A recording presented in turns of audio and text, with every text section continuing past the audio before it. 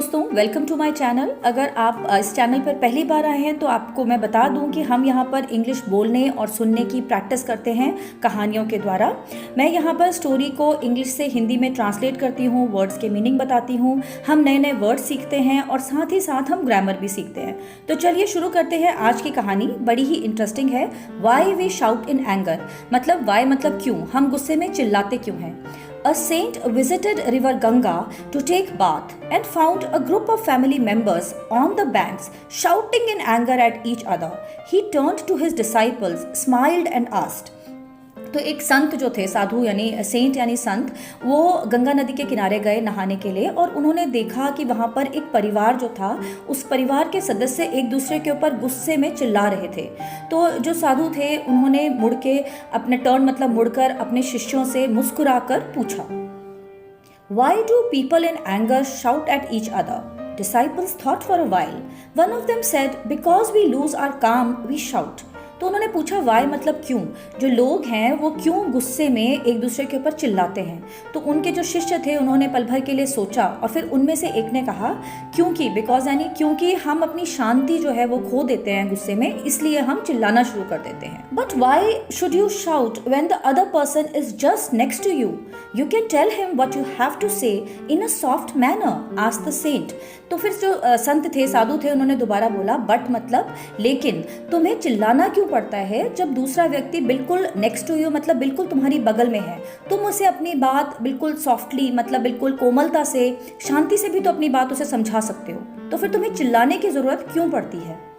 As the disciples couldn't think of an answer, the saint explained, when two people are angry at each other, their hearts distance a lot. अब as मतलब क्योंकि जो उनके शिष्य थे, couldn't मतलब नहीं कर सके, मतलब उन्हें उत्तर नहीं सूझा, तो फिर जो संत थे उन्होंने खुद ही उनको समझाया कि जब दो लोग एक दूसरे से गुस्सा होते हैं तो उनके दिलों में बहुत फासला, डिस्टेंस यानी फासला, दूरी बन जाती है।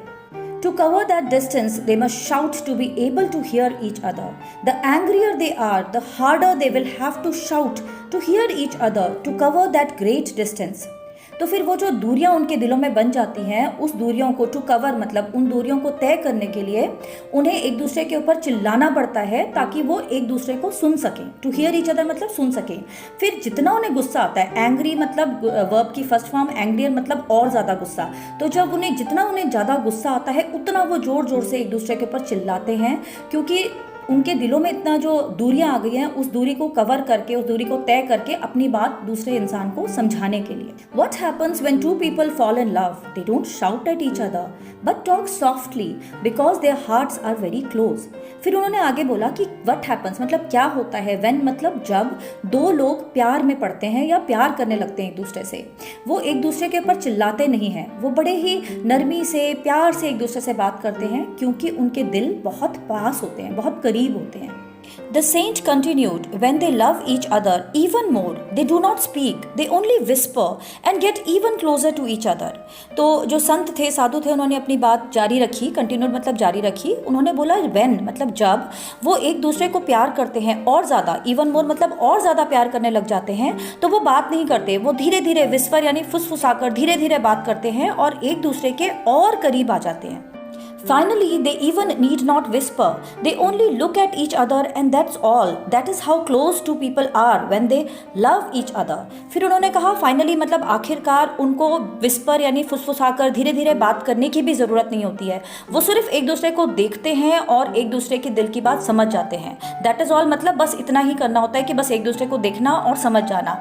इतने लोग एक दूसरे के करीब आ जाते हैं। That is how close मतलब इतने करीब आ जाते हैं दो लोग एक दूसरे के, जब वो एक दूसरे को सच्चा प्यार करते हैं। He looked at his disciples and said, So, when you argue, don't let your hearts get distant.